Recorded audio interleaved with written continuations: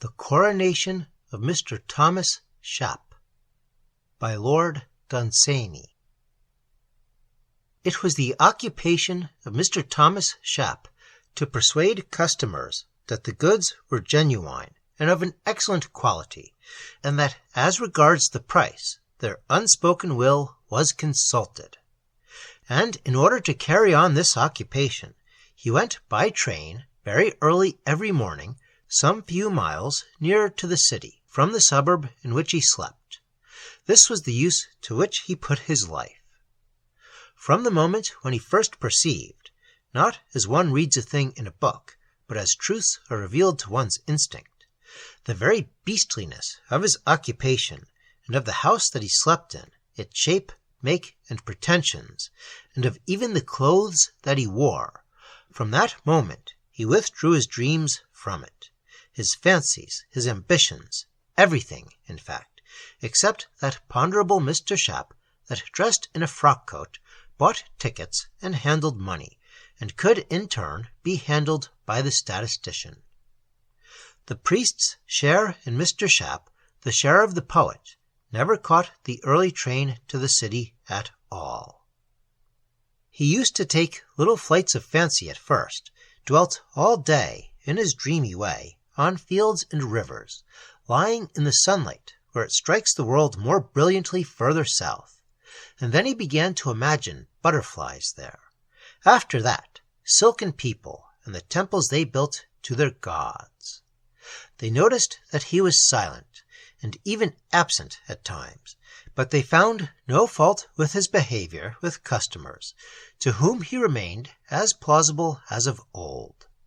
So he dreamed for a year, and his fancy gained strength as he dreamed.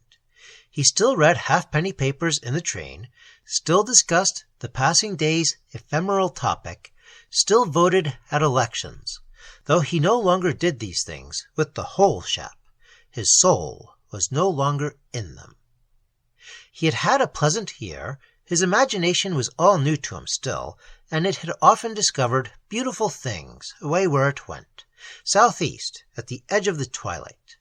And he had a matter-of-fact and logical mind, so that he often said, "Why should I pay my tuppence at the Electric Theatre when I can see all sorts of things quite easily without?" Whatever he did was logical before anything else, and those that knew him always spoke of Shap as a sound, sane, level-headed man. On far the most important day of his life, he went as usual to town by the early train to sell plausible articles to customers, while the spiritual Shap roamed off to fanciful lands. As he walked from the station, dreamy but wide awake, it suddenly struck him that the real Shap was not the one walking to business in black and ugly clothes, but he who roamed along a jungle's edge near the ramparts of an old and eastern city that rose up sheer from the sand, and against which the desert lapped with one eternal wave. He used to fancy the name of that city was Larkar. After all, the fancy is as real as the body, he said, with perfect logic. It was a dangerous theory. For that other life that he led, he realized, as in business, the importance and value of method. He did not let his fancy roam too far until it perfectly knew its first surroundings. Particularly, he avoided the jungle. He was not afraid to meet a tiger there. After all, it was not real, but stranger things might crouch there. Slowly, he built up Larkar, rampart by rampart, towers for archers, gateway of brass, and all. And then one day he argued, and quite rightly, that all the silk-clad people in its streets, their camels, their wares that came from Inkostan, the city itself, were all the things of his will. And then he made himself king. He smiled after that when people did not raise their hats to him in the street as he walked from the station to business, but he was sufficiently practical to recognize that it was better not to talk of this to those that only knew him as Mr. Shap. Now that he was king in the city of Larkar, and in all the desert that lay to the east and north, he sent his fancy to wander further afield. He took the regiments of his camel guard and went jingling out of Larkar, with little silver bells under the camels' chins, and came to other cities far off on the yellow sand, with clear white walls and towers uplifting themselves in the sun. Through their gates he passed with his 3 silken regiments, the light blue regiment of the camel guard being upon his right, and the green regiment riding at his left, the lilac regiment going on before. When he had gone through the streets of any city and observed the ways of its people, and he had seen the way that the sunlight struck its towers, he would proclaim himself king there, and then ride on in fancy. So he passed from city to city, and from land to land. Clear-sighted though Mr. Shap was, I think he overlooked the lust of aggrandizement to which kings have so often been victims. And so it was that when the first few cities had opened their gleaming gates, and he saw peoples prostrate before his camel, and spearmen cheering along countless balconies, and priests come out to do him reverence, he that had never had even the lowliest authority in the familiar world became unwisely insatiate. He let his fancy ride at inordinate speed. He forsook method.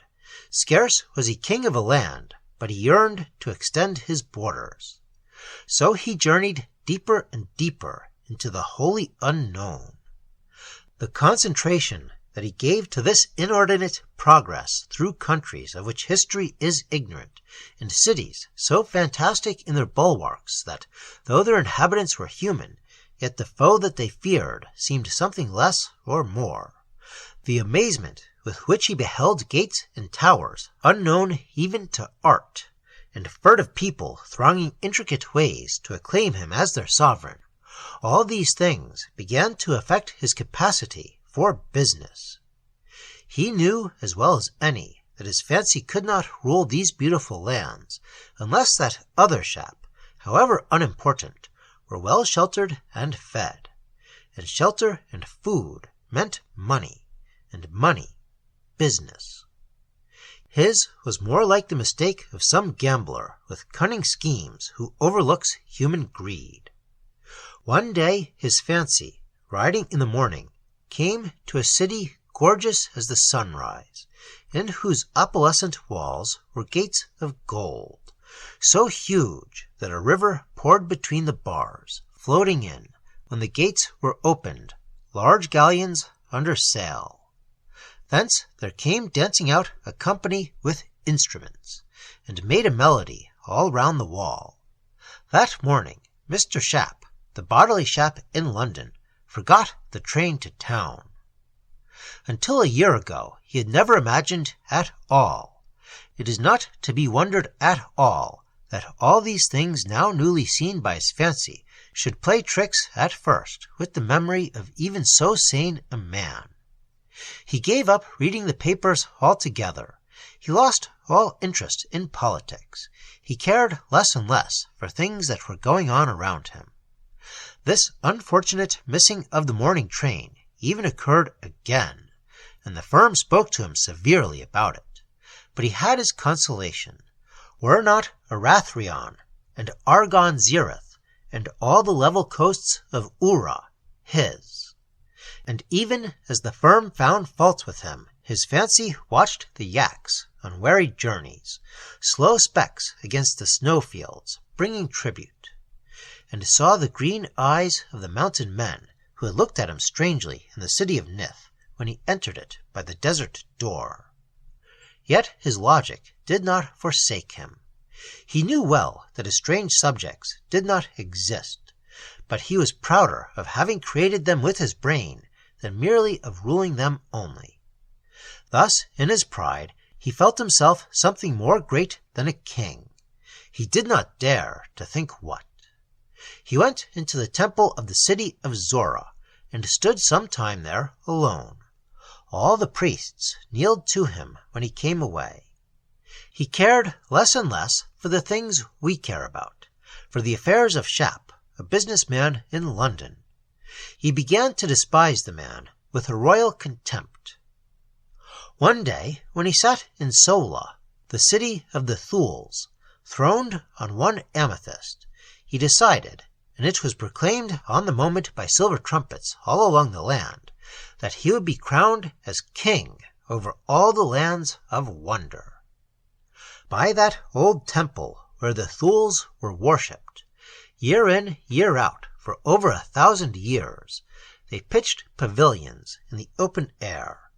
The trees that blew there threw out radiant scents, unknown in any countries that know the map. The stars blazed fiercely for that famous occasion. A fountain hurled up, clattering ceaselessly into the air, armfuls on armfuls of diamonds. A deep hush waited for the golden trumpets. The holy coronation night was come. At the top of those old worn steps, going down we know not whither, stood the king in the emerald and amethyst cloak, the ancient garb of the Thules. Beside him lay that sphinx that for the last few weeks had advised him in his affairs. Slowly, with music when the trumpets sounded, came up towards him from we know not where 120 archbishops, 20 angels, and 2 archangels, with that terrific crown, the diadem of the Thules. They knew as they came up to him that promotion awaited them all because of this night's work. Silent, majestic, the king awaited them. The doctors downstairs were sitting over their supper. The warders softly slipped from room to room. And when, in that cozy dormitory of Hanwell, they saw the king still standing erect and royal, his face resolute, they came up to him and addressed him. "Go to bed," they said. "Pretty bed." So he lay down and soon was fast asleep. The great day was over.